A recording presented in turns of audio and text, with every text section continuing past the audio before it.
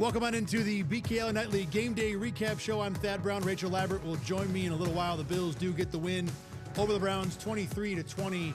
The final, it was not pretty. It was not nearly as one-sided as I think most of us thought it would be. The odds makers had it as a 10.5-point favorite for the Bills going in.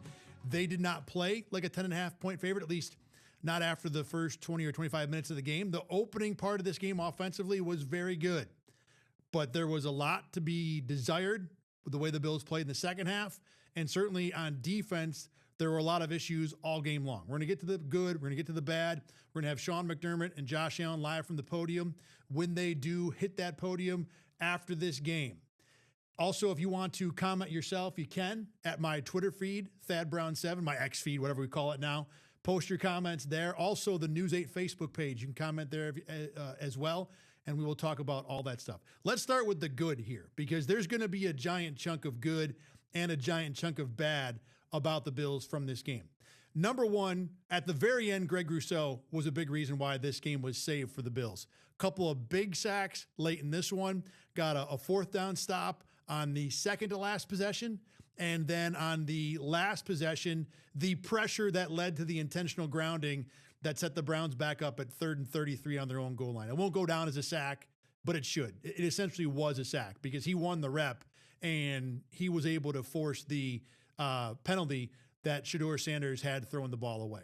For a guy who has not been very impactful most of the year, a guy that at different times we've talked about not being able to get enough pressure on the quarterback. I've been saying that the underlying stuff with Greg Rousseau has been better than the sack numbers would tell you, but it still hasn't been the kind of year that you want from a guy who just got paid in the offseason, a guy who's supposed to be, at the very least, your 1A pass rusher, maybe your 2, but a guy you can count on to be impactful. And it hasn't happened a lot, but in this game it was. When the Bills needed somebody to step up and save this thing at the end, Greg Rousseau did exactly that. So give 50 credit for being able to make those plays. Was the rookie quarterback maybe a little deer in the headlights stuff a part of it? Sure. But Rousseau cleanly won both of those reps at the end of the game and was able to take advantage of a not great offensive tackle and a not great quarterback. That's what you're supposed to do. That's why the Bills have 11 wins right now and the Browns have a whole bunch of losses. So give Rousseau credit for that. The other part of this game, or the part of this Bills team that I was very impressed by today, was both safeties. Cole Bishop and Jordan Poyer, especially in the second half, over and over and over, made game-saving and game-deciding plays. The Cole Bishop play, to get around the screen when it's Bishop against an offensive lineman and a running back, one of the best safety plays you will ever see.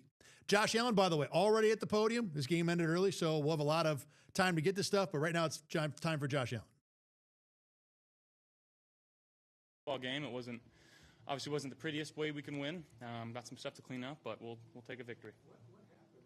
Literally the second quarter, you guys were smoking, and then it all went away. What happened? Well, they get paid too on that side to make adjustments and make plays, and I feel like starting with me just didn't make enough plays, especially in that second half, taking the boneheaded sack there right before half, not giving us a chance to double dip. So a lot of stuff to clean up, a lot to learn from, but we'll take it. On that play, what happened and how did you get injured or whatever? Yeah, just tweaked my foot a little bit, just flamed up on me a little bit. Pain subsided, so we're good. Did you feel like the injury impacted you at all in the second half? No, I don't think so. No. On the drop to Knox touchdown, what was the I mean, it was wide open, I understand that, but the quarterback sneaks were pretty good for you guys for a long time. Why did you do what you did there? Well, if I remember correctly, it was 4th and 2. Those are typically tough to get, getting a sneak. So anytime it's longer than really one, you're kind of holding on to yourself there. So I love the play call. Play was there, and I can get it out to him a little bit quicker. And yeah, we know what happens there. So it's all good. You guys weren't able to run the ball as well in the second half, especially on early downs. What would you attribute that to? They were making plays. They found something that was working for them, and at the end of the day, though, last drive, knew we were running it. We had to run it, and we did, and got the first. What did you see on that Dalton play? It looked like you made a great catch. Obviously, it wasn't a ruler catch, but what did you see on that play? Yeah, man-to-man, throw him a fade. Yeah, I mean, close one. Those are, game of football, game of inches. So, we know we'll make these plays, and, got to continue to keep throwing them and giving our guys opportunities. What can you say about the offensive line pretty much keeping Miles Garrett neutralized in this one? Yeah, they did fantastic. The game plan going into it, getting some hands on him early, giving him different looks. So that's a credit to the offensive staff and our offensive line. You mentioned the sack earlier, Josh. Was that just maybe trying to do too much of that? 100%. Yeah, just throw it away. What was your reaction to James' long touchdown run? I mean, it's unbelievable. I threw my hand up early, then I put it down. I was like, oh, he's tackled. Then I put it up again after he ran. I mean, he's the best back in football. I don't know how awards shake out, but, I mean, he should be in the running for every award. He's an absolute stud. We love having him, and he makes our offense go. You guys tried to make the play to put it away, and then it was the defense. Tell me about what you saw from your own defense at the end of the game. Yeah, I mean, we've seen it time and time again throughout the year, having to go out there and make a play, and they continue to do it. So it's obviously great to see that out there, and those guys getting after the quarterback. There was a third down to Khalil that looked like it would have gone for a lot of yards. Yeah. Was there a miscommunication there, or was that? I just missed the throw. Yeah, just missed the throw. Josh, what about the defense? Your reaction just watching Greg kind of take over and lay in that situation? Yeah, it's awesome. I mean, anytime you're coming off the sideline, you're kind of ticked off that you didn't finish the game in your own hands and how you wanted to do it. But then opportunities for our defense to go out there and make plays and get those reps and show how good of a defense they are. So it's great to know that we've got a defense that can go out there and do that and make big plays when they need to. We bring up the turnovers when we make them. Don't bring them up when you don't make them. How important is that to be able to go on the road and not turn the ball over, even when you're struggling? Yeah. I mean, yeah, it's awesome. I consider fourth downs turnovers. I don't know if it's an official turnover, but we didn't get one. We should have got it on the third down. Again, that was on me. But anytime that we don't score, we feel like it's a letdown for us. We have that type of mindset. We've got the guys that are more than capable to go out there and score on every drive. Obviously, that's not extremely realistic week in and week out, but that's our mindset. Every time we step on the field, we want to score touchdowns, and we got to do a better job of that. Again, this is another game where you really didn't get anything from your wide receivers. I mean, is this a thing, it's happening week after week. At some point, is that going to come up and bite you? You're just not getting anything from your Again, we're going to keep working. I can help put our guys in better situations and give them better opportunities. But again, anytime you can run the ball with James Cook and with the success that we were having early, that's we're going to continue to do that, and it's going to open things up. So just got to keep trusting it. Thank you, guys. All right, there you go. Josh Allen talking to the media after the Bills' 23-20 win. Thad Brown here. Rachel Libert has joined us here for the post-game show. We're going to be on again until 5 o'clock here talking about the Bills and the Browns. Sean McDermott will be at the podium in a little while. We will go to him live as well. Rachel, let's get back to what we were talking about with the game. And I want to start with the good parts of this game. I talked about Greg Rousseau with a couple of big sacks at the end of the game. And then the other part of it that I was really impressed by was the Bills' safeties. And started with Cole Bishop. The play he makes on the screen to get around an offensive lineman and make a tackle with no help at all out there is an incredible play. He had another play. The Browns were killing the Bills on the end-around stuff, the reverse stuff, and he stayed home, made a stop that eventually got into a fourth down stop on the second-to-last possession. And Jordan Poyer had a big tackle on a third down screen that set up the field goal, the last points the Browns scored. So when you talk about positives from this game, those are the three guys to me that stand out the most. You can go either guys you liked or comment on one of those three guys. I mean, for sure, Jordan Poyer, I think, was the one that stood out to me. I don't know his official. I can give that to you while you're talking. Go ahead. Yeah, my stats aren't loading here. But I mean, we've been talking about just how much it seems like maybe the safety group has struggled, and even just the secondary in general. So I feel like even though the Browns put up 20 points that we didn't think the Browns were going to put up, there wasn't really a glaring issue, at least in the defensive backfield. So, I mean, to your point, I think Jordan Poyer had a great game. Cole Bishop, I think he did there was one play he got burnt a little, but then I think it was one or two plays after that kind of rebounded. So I think overall for that group, I mean, it is a net positive, even though the score might not really reflect that. To your question, Jordan Poyer had a team high 11 tackles, 6 for solo, half a sack on the blitz, tackle for a loss, which I think was the swing pass we talked about, a pass breakup, a quarterback hit. He pretty much checked every box in the stat sheet, which we're going to talk a lot about just this game. But in the big picture of this Bills defense, the idea that Jordan Poyer is a game-saving player, even against an offense like the Browns, which is about as bad as it gets, that is a mind-blowing experience. Because if you had told me when the Bills signed him that they would need to rely on Jordan Poyer to kind of save parts of their season, and he would do it, I would have, told you were an idiot. And this is exactly what he's doing. Yeah, and that's the thing is, like, is this a positive or is this like, obviously it's a positive for Jordan Poyer and the fact that he's doing that, but is that a net positive for the fact that it has to be Jordan Poyer? Like, yes. Like it's hard to kind of navigate what the reality of that is. But I mean, it's a good thing that he's doing it and someone's doing it, but it kind of makes you think, okay, what is the state of the defense as a whole? You do not want to have to depend on, you would think, Jordan Poyer to save this season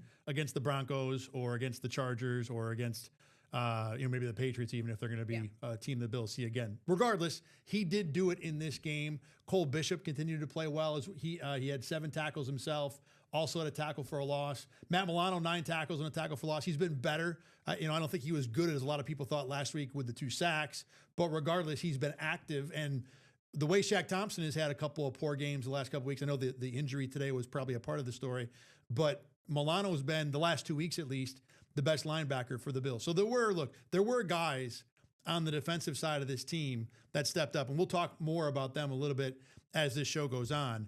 But I think the parts of this game that people are going to talk about most about the Bills will be the negatives. And we can go any number of places to talk about that. The first thing that I want to bring up quick after Josh Allen just talked about what happened in this game, and he got a question about, look, your receivers haven't done a whole lot. Are you guys going to be able to live with that? And Josh like, well, when we're running the ball well, we can get away with it. And that's a fine answer in most cases. And in the first half of this game, James Cook had 100 yards on 9 carries. And it looked like that would be the story, that the Bills would be able to get away with just running the ball all day and not needing the receivers. Well, James Cook had 17 yards in the second half. And this Bills team, let me see if I had the total. The Bills ran for 31 yards as a team in the second half. So the run game was not there in the second half against a defense that's really been getting killed by the run in the second half of the season.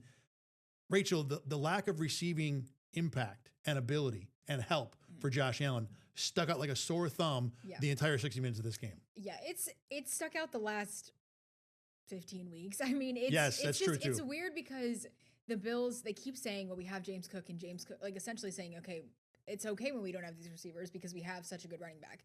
But it's also, I mean, I feel like Josh Allen, I mean, that's just a textbook answer that you probably would expect him to give regardless. But it's just weird because at some point you feel like that's not going to work as a formula. I mean, but it has worked for the majority of the season. So it's kind of like this toss up of, okay, we're sitting here saying this probably isn't going to work in the playoffs, but it has worked for the majority of the season. So it's like, I don't know where you have to have good receivers. I mean, the passing game is a glaring issue. And then when you rely on your tight ends and then your tight ends don't, I mean, they played well today, but then you have, issues with them as well. It's hard to even really, like, for me to paint a complete picture of like the state of this offense and how far they can actually take things, because we've just seen so much inconsistency in the running game, in the passing game. It's just, I don't know. I'm like kind of in a toss-up from the outcome of this one. I mean, the run game has worked, but not consistently. He had 168 last week against the Patriots, 183 against the Bengals. Those are both great numbers. 249, obviously the ridiculous game against the Steelers. Before that, though, 143 against Houston. A lot of that was first couple drives. 97 against Tampa, 87 against Miami. It's come and gone. It's not been something the Bills can rely on 17 weeks out of 17. So there's certainly question about whether or not that's going to be enough. Now, the Eagles kind of sort of last year, more or less rode a run game to a championship. Yeah. I don't think as good as James Cook is, he's as good as Saquon Barkley was last year. As good as this offensive line is, I don't think they're as good as the offensive line was last year. Now, the Bills have the better quarterback, so maybe you can, if you want to play the comparison game, you can make up for that. But then we get into whether the defense can make up for it too, and I don't want to get bogged down in that whole discussion.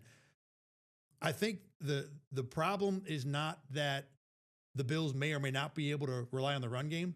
The problem is right now it looks like they can't rely on the receiving group no matter they don't what. Have a choice, exactly. Really. Yeah. I mean, yeah, exactly what you said. I don't understand. I mean, I understand, but it's just hard for me to, you would think that some receiver would be coming to the forefront of being at least some sort of leader, and it just hasn't happened at all.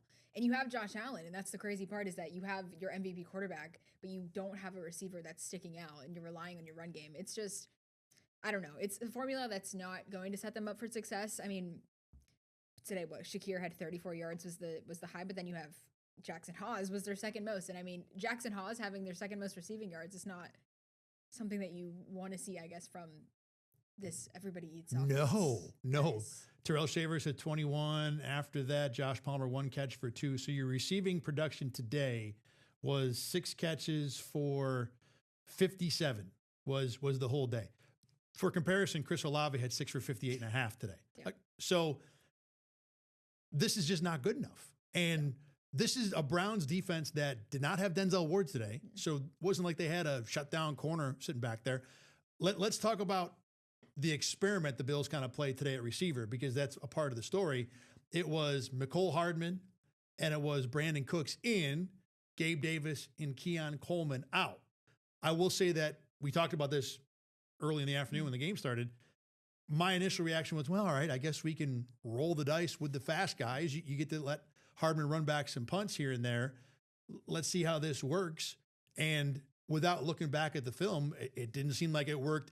Not only not improving on what the Bills had done previously, this might be worse than what we've seen from the Bills. Yeah, I mean, they didn't have any production at all. So I mean, the Brandon Cooks not catch that the Josh Allen threw the dot to him doesn't catch that. I mean, I feel like, okay, it's fine at this point in the season. You want to see what you're working with because you haven't really worked with anything, and this is a Cleveland team that, okay, you can probably do that against. But still, I mean, it's hard for me to even figure out what the plan, where do they even go from here with this receiver room? I mean, there's nobody that you can rely on at this point. I mean, Shavers does well when he's given an opportunity most of the time. I mean, Shakir is somewhat reliable, but I don't know. It's just, this is a weird result. I did not think it was going to be a 3-point game, so I thought we'd have a little clear of okay, they experimented with this and maybe this worked, maybe this didn't. But I mean, and then Keon Coleman is a whole separate thing. I mean, of where do we go from here with Keon? But we could discuss that another time. But, yeah, I mean, well, we'll probably talk about it. We got another 45 minutes. We got time to talk about it here too. True. We'll get into that as well. The thing I want to go back to, and you brought this up, what do the Bills do now? Yeah, because it felt like they were spinning the dial. Let's try this group and see how it goes. This group did not work. Didn't go anywhere. There's nothing that comes out of this that you think you want to. I guess we'll look at the film and see. Like you said, Brandon Cooks was open a little bit on one play, and Josh Allen throws a great pass. He doesn't make the catch. Do I give him credit for getting open a little bit as I take credit away for dropping the ball? I don't know. Bottom line is, this group of 5, you probably can't run out again. I'm a little surprised they've sat Gabe Davis down the last couple weeks. Mm-hmm. That would be the one guy who you may not get a ton out of him in terms of upside as a receiver, but he can block as well as anybody on the team, and you'll get production. You'll get 3 for 30. You'll get stuff, which is more than what the Bills got from most of the guys who they played today. So I think next week will be we'll try something else. We'll throw something else on the wall and see if that sticks. With Keon Coleman, give me your take. You were just talking about what do the Bills do with Keon Coleman. They've benched him for disciplinary reasons. They've benched him on a short week because they've wanted to stay with the hot hand. When that group proved to be more outlier than hot, they put Keon Coleman back in, and then today they sat him back down. Less of, I think this discussion, I want this to be of what do the Bills do with Keon Coleman right this second next week against Philly, but where are they long-term with this guy they invested a fairly high draft asset into? I mean, it doesn't seem like they feel like he's a long-term guy. That's the answer, I think, yeah. He's sat, 3 games? This was his 4th or his third game he sat, second one where it was more coach's decision than anything. I mean, you're sitting your first-round draft pick out of last year, someone who was okay in his rookie season. I mean, didn't stand out great, but didn't, wasn't like a total tank of okay, this is a waste of a pick. And now it's his second year, and this is kind of the trajectory he's gone on. I mean, on top of the fact that he hasn't performed, the disciplinary issues are a bigger issue. And it just doesn't seem like this team wants to invest in him long term. And I mean, up until this point, he hasn't really proven that they should. I mean, it's just another into this receiving mix and all of this, what is going on with this receiving room. I mean, Keon Coleman I don't know what they do with Keon Coleman, because it seems like he's kind of at a standstill as to where this team is at. And it seems like too, when you hear his like post game interviews or whatever, he doesn't seem invested in the team either. Honestly, he seems kind of just like, well, this is what's happening, and I'm just here. So I have no idea. I don't know. I don't know how much the post game interviews play into the discussion at One Bills Drive about over what to do with him in the future, but I think it's got to be a part of the discussion. Because you're right, he has not looked engaged when it comes to that kind of stuff. I don't know again how that much that matters.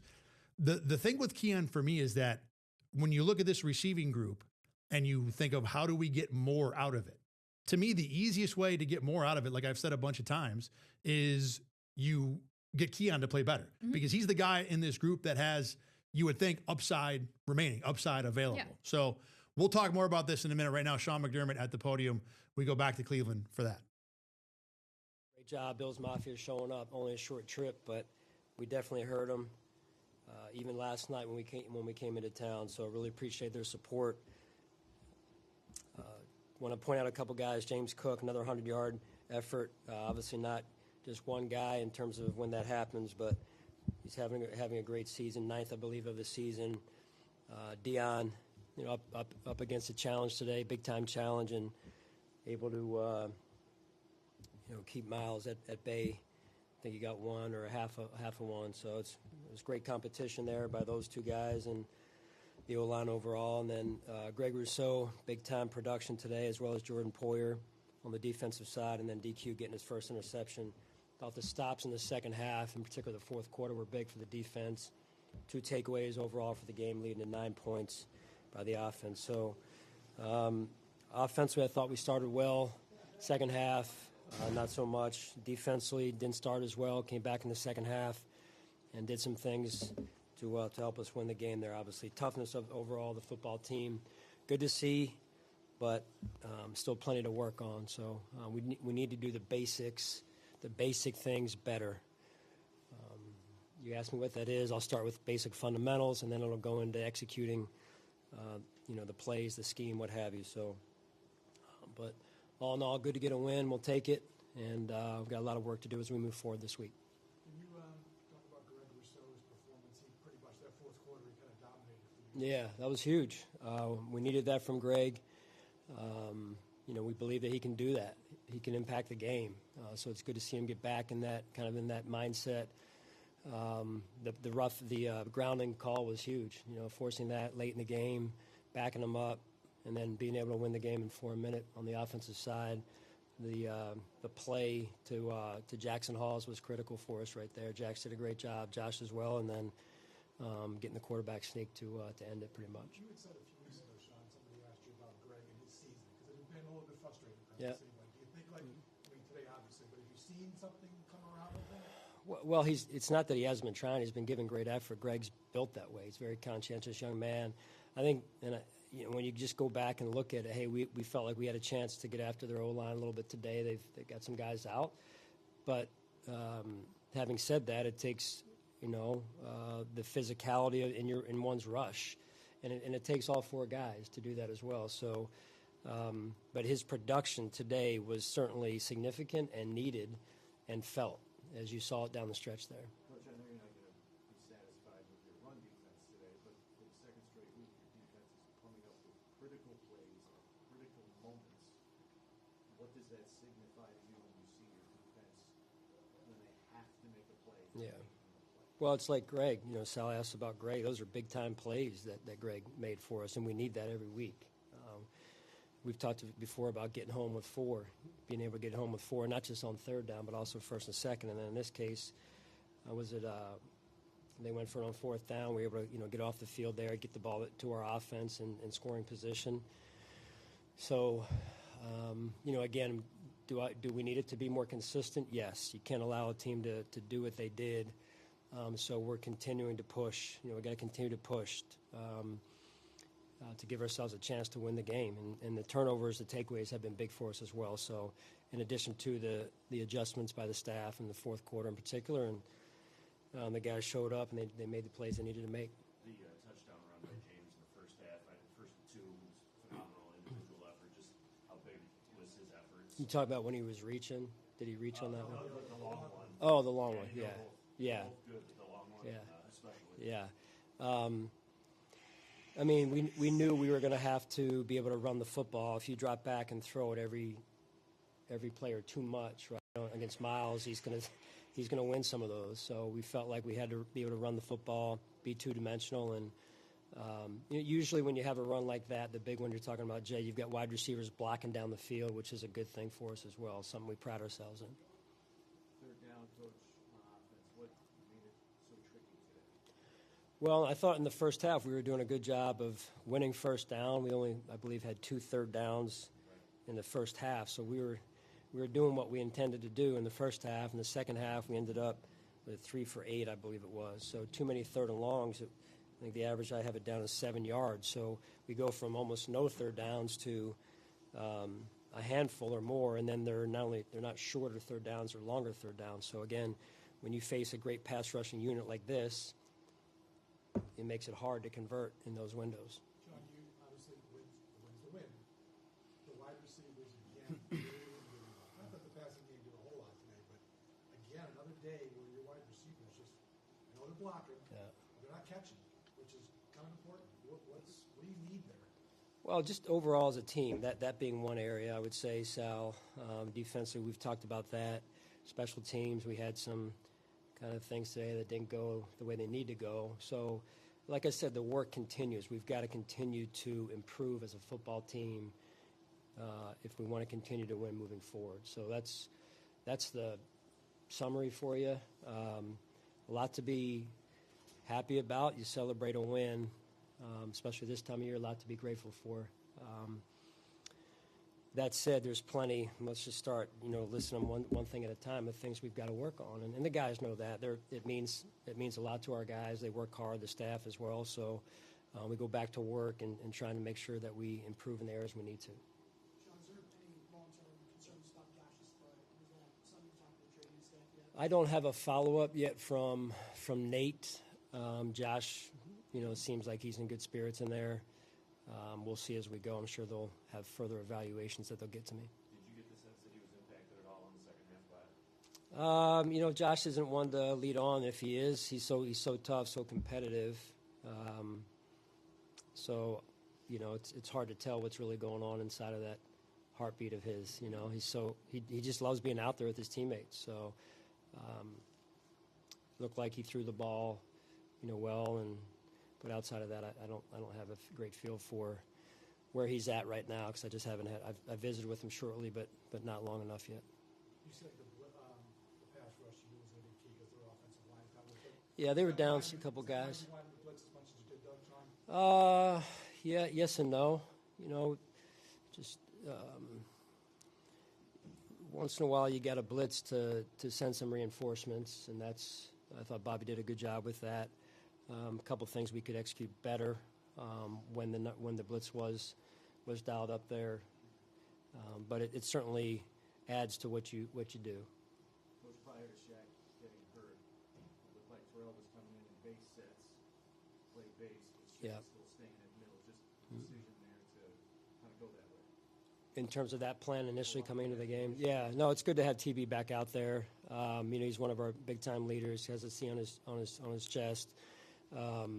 He came in and ended up playing really the remainder of the game at a certain point there. So it's every man up this every week. So you got to be ready to go. And he stepped in and I thought did a really nice job. I think Jordan Poyer.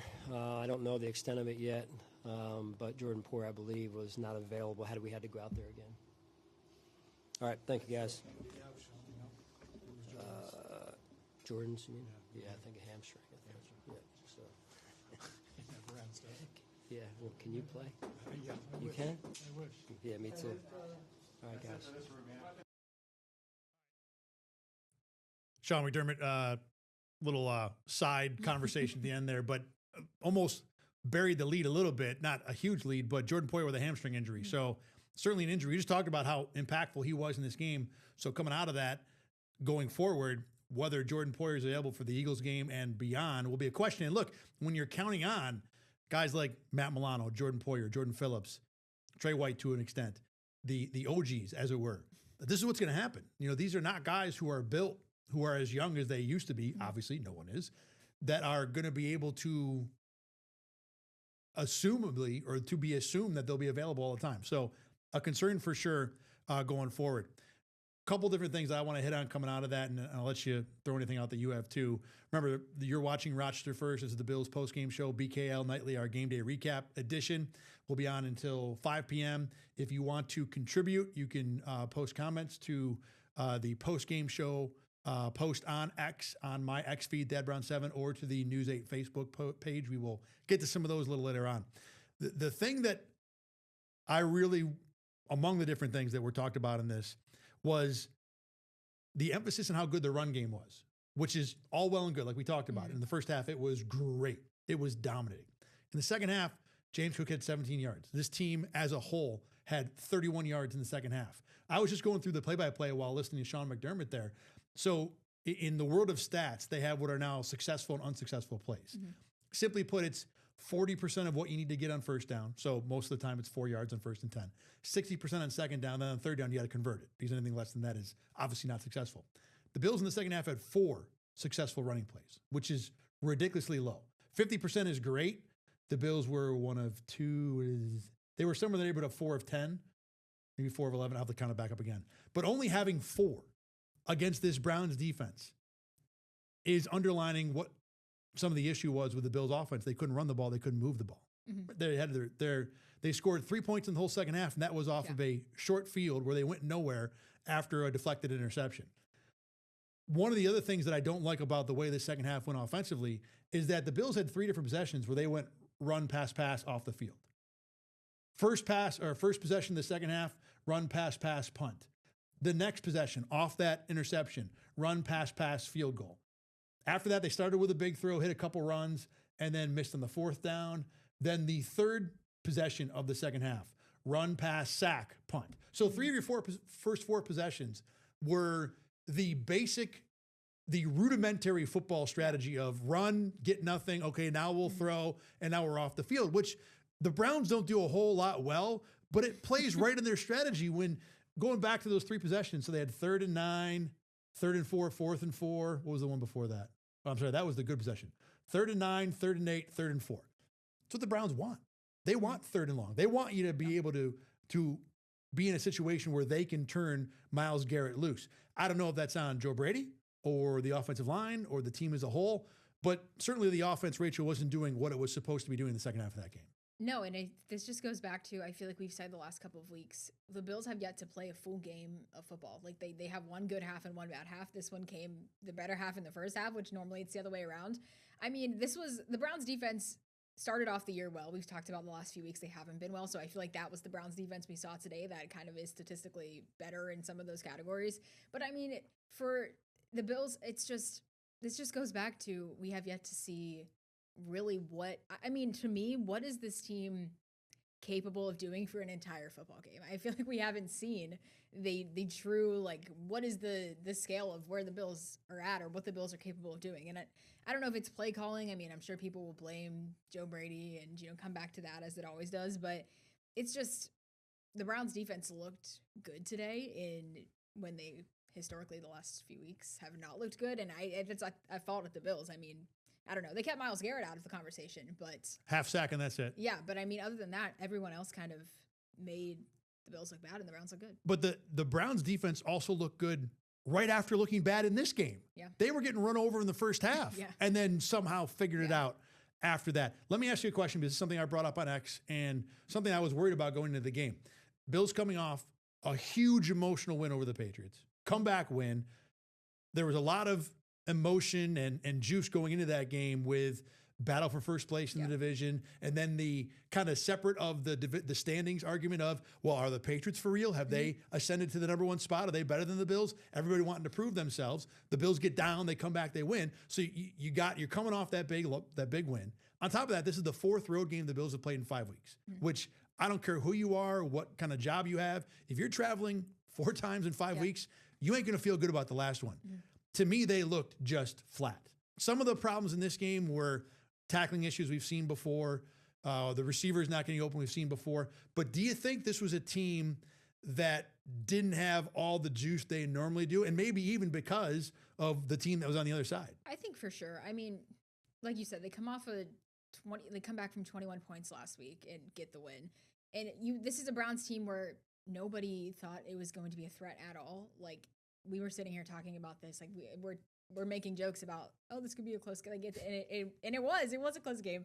I mean, I would think that they're changing up their offensive strategy a little bit, going with that receiver mix. Okay, I feel like I don't know. The whole game just felt like, well, we're here and it doesn't really matter kind of the outcome of this. The Browns were probably going to walk away with a win. And I do agree that they kind of fell flat. And I've said before, it feels like at certain times the Bills play down to their opponents. And not that we said too, I mean, the calls went the Bills' way. So it wasn't even that the Browns looked good. Like, the Browns just looked like a football team today. I mean, the Browns just had, which might be the worst thing you can say about the Bills. Yeah, which is like, I'm trying to figure out, okay, did the Browns just play well? Did the Bills not play well? Like, what was the combination of things that happened here that kind of made this closer than it was? But I do feel like they were a little bit flat. I mean, but I would expect that. I mean, you don't come into this game with the extra juice of last week, especially coming off of that win. And not to excuse it, but there wasn't a whole lot of stakes on the line for this game for the Bills. Exactly. Really, the only thing that they do by winning this game is give themselves the opportunity to potentially lose next week's game if New England loses to Baltimore tonight. So it wasn't even like you get this if you win. It was, if you lose or if you win, then maybe you can lose next week. It's like three levels down the road. So there wasn't, again, the stakes weren't big. The opponent wasn't threatening. There are a lot of understandable reasons why the Bills may not have had the same juice they normally do. That doesn't mean that it's okay to do it, but it did look to me like they were not fighting. They were not. Normally, you get a team down to first, or the Bills defense, you get first and goal at the 1, first and goal at the 3, whatever that possession was when the Browns scored their last touchdown. Yeah. You see a Bills team really fighting and battling. They got the Browns off the field on the first and goal from the 4 early. And I didn't feel like I saw that on that possession. Yeah, no. And the other thing I wanted to bring up, you mentioned this just a minute ago. The Bills won this game by 3 and had virtually everything go their way. Yeah, I mean, it's just, I know I've said this like 3 times, but it's just a weird game. Like, this is just a weird outcome because the Bills, I mean, obviously there's glaring issues on defense. Even offensively, though, this feels like kind of the same offense. They couldn't get anything wrong in the second half, granted, but this feels like the same offensive strategy that they've been doing. I mean, it's been James Cook dominating the run game, and Josh Allen's been there doing whatever he wants to do, and the receivers haven't done anything. That's the same formula that we've seen all year. So it's like, okay, I mean, I don't know. It's just a weird outcome. I don't even know. I think the Browns just looked more like a football team, and the Bills didn't have like the extra juice to figure it out. And, so, and I think people expected to like a blowout victory, and it didn't happen. So I don't know. Just I can live with not getting a blowout. Yeah, that's okay. The Browns play well, and there were parts of this where the Browns did play well. I thought Kevin Stefanski's game plan was good. The Browns were able to open some giant chunks in the ground game, which, hey, look, everybody does that to the Bills. That's what you're supposed to do.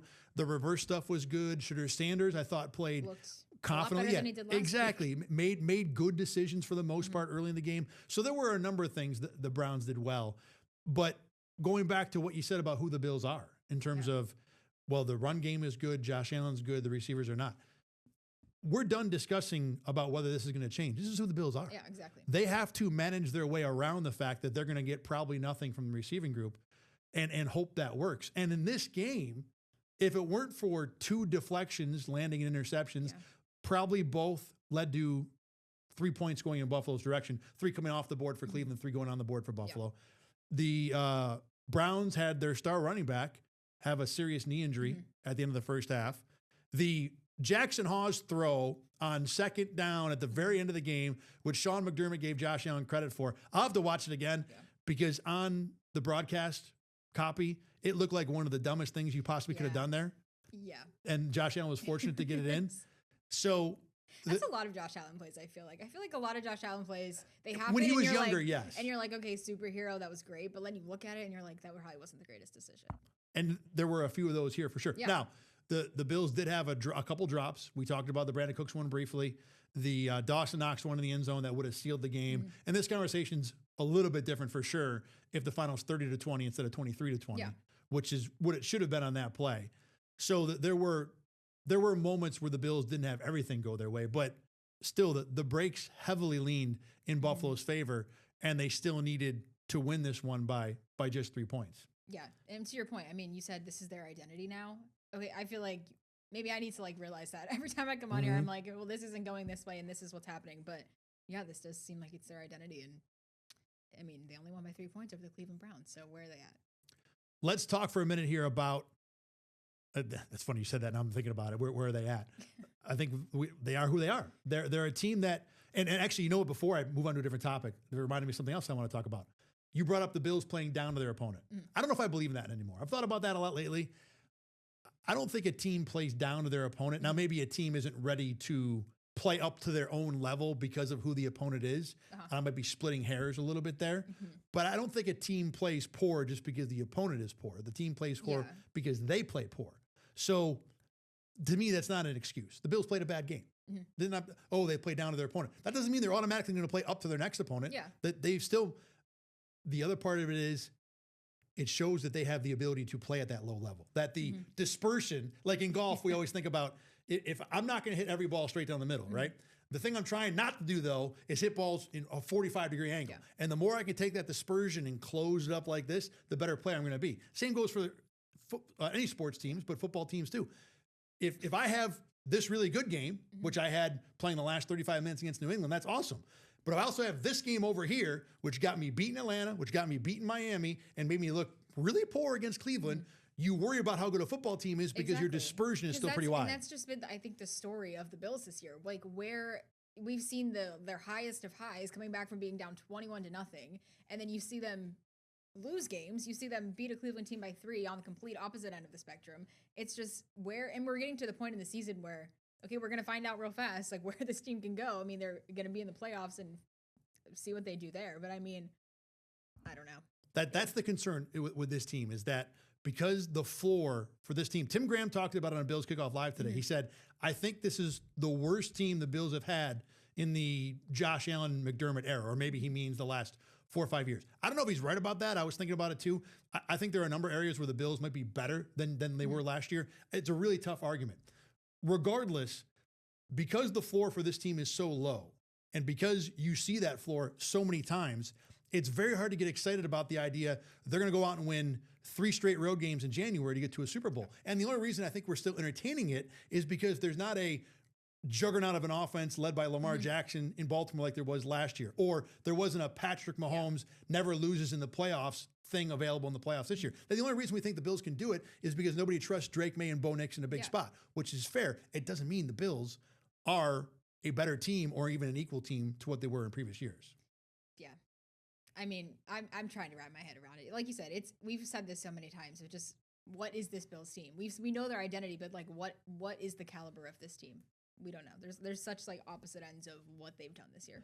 The thing that Sean McDermott talked about, I want to spin this back to a little bit of the positive of this game, about this defense making big time plays, and that he said those are things that we need every week.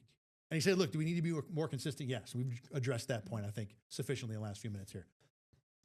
But the defense is stepping up when they have to. But they keep having to. That's a fair point. But before we get back to that, give the defense credit for, we talked about Greg Rousseau earlier in the show, the sacks, the safeties. But this defense as a whole, it wasn't just those guys. At the very end there, yes, Greg Rousseau forces an intentional grounding to get the Browns back into 4th and forever, 3rd and forever from their own goal line. But you got to cover there to make that work. So assumably, the secondary is having its own impact on it. I'll go back to the Patriots game, which I have had a chance to look at film of, and the way the Bills covered in the second half of that game was really, really good, and a big part of why they were able to continually get New England off the field. You can easily giant caveat this with, wow, who do they cover? Jerry Jeudy and Mac Hollins? Woo! But they were still making the plays when they had to. On that specific point, Rachel, even if the opposition is not very good, and now I was about to say a group they won't see in the playoffs, but they very well could see that New England group in the playoffs. How much encouragement do we get from the fact that against Cincinnati, they find a way to create a pick 6? Against Pittsburgh even, a sack fumble for a touchdown. New England last week, a bunch of 3 and outs. In this game, a couple sacks big. I do think that you can build that up into something that can be repeatable, even if, when we'll get to them, there are a giant group of butts to discuss after that. Overall, it's a good thing that your defense can do that in those moments. But I mean, like we said, we could discuss. It's just they continually have to keep doing that. And I feel like like in the last maybe, I don't know, 6, 7, 8 weeks, we haven't seen a win where they like haven't had to do that. It feels like they have to do that every single week. And that's where I'm kind of at is why does that keep happening? I mean, where the whole, I mean, we know where the holes are and we know the defense is struggling and there's no receivers, and we can talk about that a million times. But the fact that the defense has to keep doing that isn't sustainable to me. But it also, like I said, it has kind of been sustainable in a way that the Bills get in these situations and then they claw their way out of the hole and then they get back in the game. I mean, they've done it, like you said, Cincinnati. They did it against the Patriots. So it's like, okay, this isn't sustainable, but it's working for them. So this is their identity. But where does that stop? Like, when does that stop working? But I think it's a good thing overall to have the mindset, okay, we're down this amount, or we need to, in these big moments. Okay, that's great. I mean, it gives Bills fans, I mean, at least like the cushion of, well, we're down, but we can stop that. Or this Browns offense might rally back in this drive, well, we're not going to let that happen. And that's a good thing to have. But at what point does that not work is kind of where I'm at. I get what you're saying, and the easy explanations about why has it worked. Well, you're playing Pittsburgh and Cincinnati with a terrible defense, and the Browns with a rookie quarterback and on their second running back and their 8th and 9th and 10th offensive linemen. That's why those things have worked in those games. We don't think that's going to work if it's going to be Denver and Houston and New England in 3 straight weeks. So they're getting away with it now. But I love the point you're making about the defense continually has to get into this spot. They don't bury a team early. They buried a team, the Steelers, in the third quarter with a couple of interceptions. The other part of this too is, as we referred to about this game, but you can think about this entire stretch, there's been a number of fluky things that have gone Buffalo's way. Those 2 interceptions against the Bengals, Christian Benford makes a great play, but that's a play where if you run that 100 times, you're not picking off Joe Burrow from 2 feet away. And then now, between that game and this game, they've had 3 interceptions that have been deflected balls that have gone straight up in the air. Give the Bills credit for getting hands on balls. And even the first one in this game wasn't a deflection that the Bills created. It was because the Browns weren't in sync, and Shadur Sanders throws the ball off Quinshon Judkins' shoulder pad and ends up in Jordan Poyer's hands. So not only has the opposition been not great and not what they will see in January, one would think that the luck and the good fortune that has happened, that has gone the Bills' way in these last few weeks, will not also repeat in the playoffs. You would think, but I mean, they keep But it has to keep going. You're right. We're on 4 wins in a row here. I want to go back to something quick here, some more minutia points of this game. The Dalton Kincaid challenge on the throw that was down the sideline where he almost had his toes in, even though it was not overturned, and I thought that was the correct call. I do think it was a good challenge by Sean McDermott. It made sense. It was a big spot. It was going to create a 1st and goal as opposed to a 3rd and long. And it wasn't a situation where I think you're wasting a timeout. I think you're in a good spot in the game to challenge it there. And it was razor close. So Sean McDermott has not been great historically with his challenges. He's been better this year.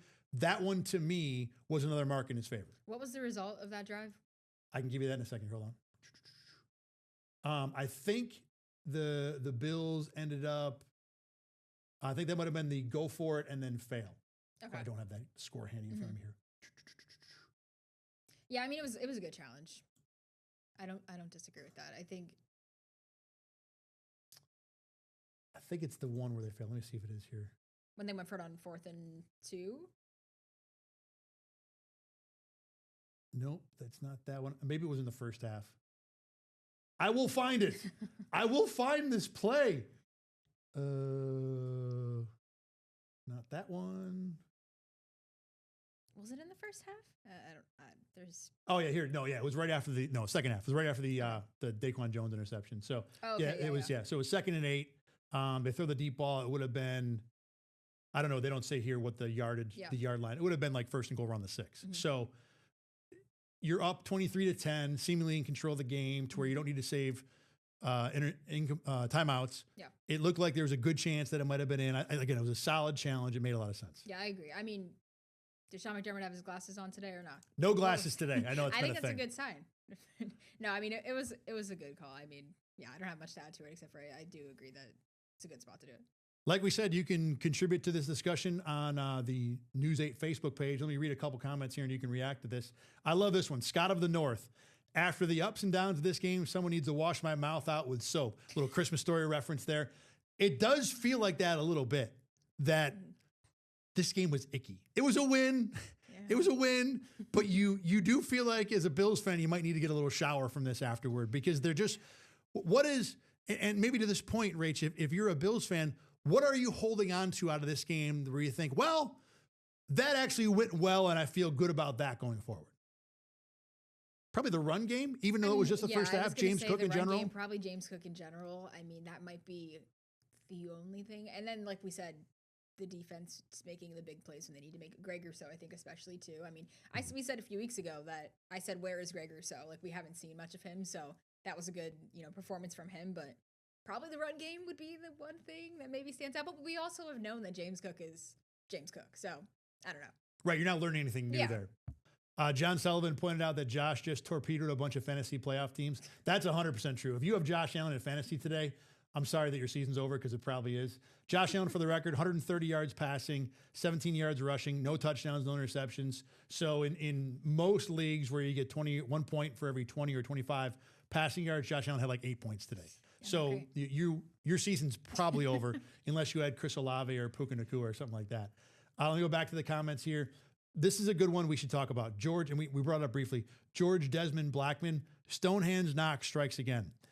Dawson Knox, for the longest time, was a guy who had issue with drops, to the point where I remember going into one season 3 or 4 years ago, we talked a lot about how he was doing work with bouncing tennis balls off of walls, doing special programs over the summer to improve eye-hand coordination. And for the most part this year, he's been good. And we just talked about him last week as our positive out of last week. And one of the things that I think I brought up in my column on RochesterFirst.com was that the drops have not been an issue. In this game, it could have been a killer. This was the kind of thing. And to me, the larger point here is, and you can go somewhere else with this if you want, the larger point with this is when you're the Bills and you're not getting anything out of your receiving core, and now you have to count on Ty Johnson, running backs, tight ends to make your plays, you're going to put Dawson Knox in a spot where over and over and over, you got to get production out of him. Yeah. And I think historically with Knox, we've discovered that if you give him 10 targets, one of them is probably going to end up like that one ended up today. Yeah. It's unfortunate. I just said last week, I mean, my positive up was, the tight end room being able to be productive when the receivers aren't. And I mean, Jackson Haas had a good day today. Kincaid's still not fully healthy, but whatever. I mean, he might not be at all. We'll talk about that in a second. Go ahead. The last few weeks we've said, okay, Dawson Knox, you're actually being productive in the fact that Kincaid hasn't been there or hasn't been fully healthy when he is active. And then he does that today. And like you said, it could have been a game changer. Luckily it wasn't, but yeah, not the stone cold hands or whatever the comment was is pretty accurate. Yeah. Yeah. And we've seen that before from Knox, and the hope is that that stuff will be less needed going forward. Let's go to Dalton Kincaid real quick though. Sean McDermott said this week that the knee injury that he was on the injury report this week wasn't anything he suffered this year. This is something he's still working on from last year. 2 parts to this discussion. Let's go with the more immediate stuff first. Do the Bills ever get Dalton Kincaid back healthy? And I know you're not a doctor, so you probably can't really get into that one. But I think more importantly, how vital is it that at some point Dalton Kincaid maybe doesn't go to the guy who had 100 yards against the Patriots, but is close enough to where he can, you said earlier, why hasn't anybody in the receiving corps stepped up? Dalton Kincaid has had moments. Can he have one of those moments? And I'll go back to how important is it that at some point he has one of those moments again?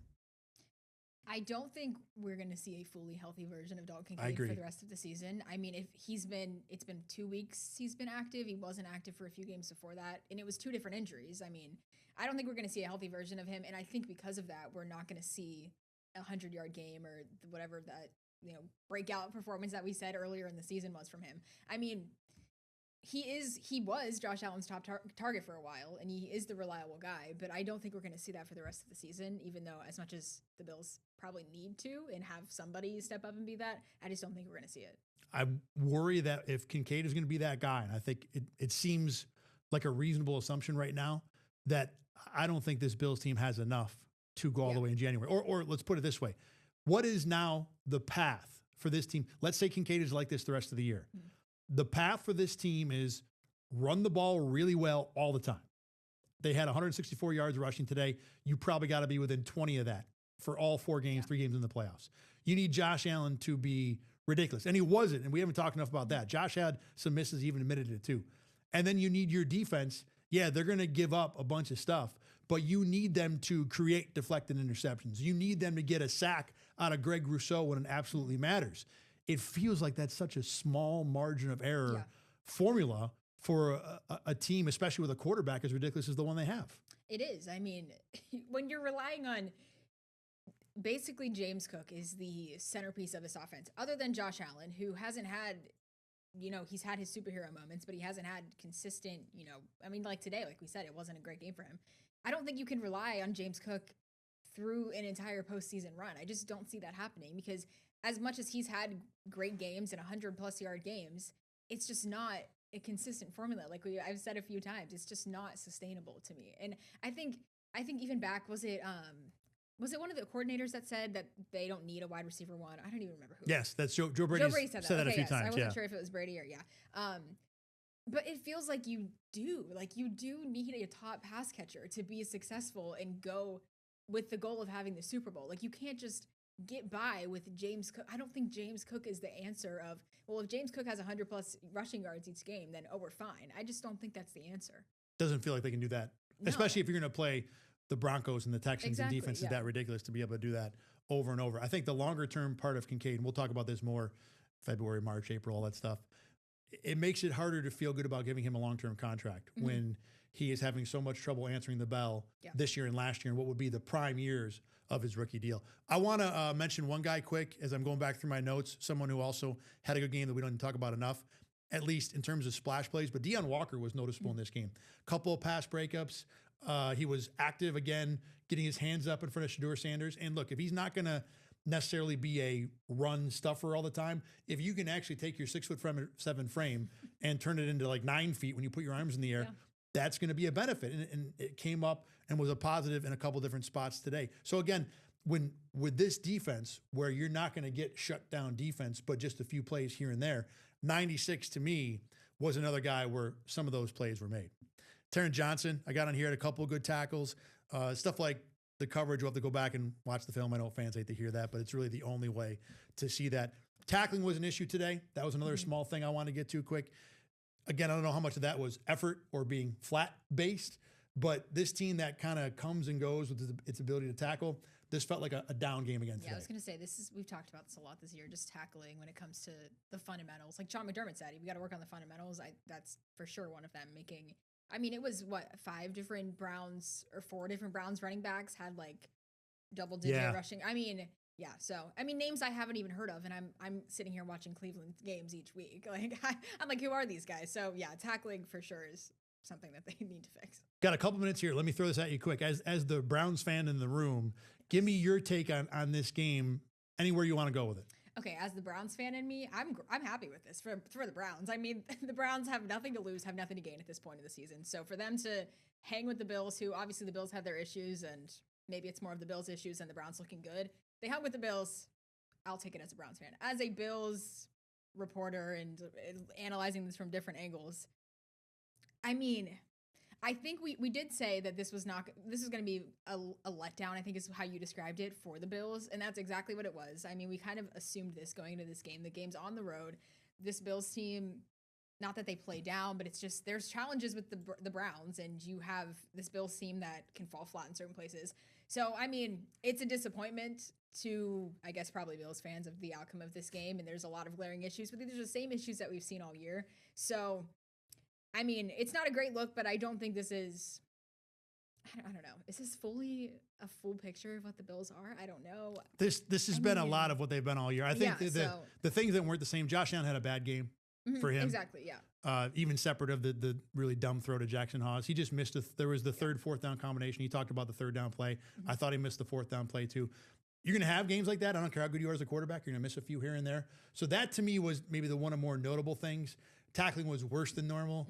They did get pass rush out of Greg Rousseau, but not Joey Bosa. So overall, I think we've kind of underlined this point often enough that the big problem with the Bills here is that who they've been all year is who they were largely in big parts of this game. The team that gets nothing out of the receiving core, gets inconsistent play from the defense, but enough to win a game. They did win a game here. All right, everybody have a Merry Christmas. We're going to be back on this show on Monday and Tuesday, and then we will take the rest of the week off for the Christmas break.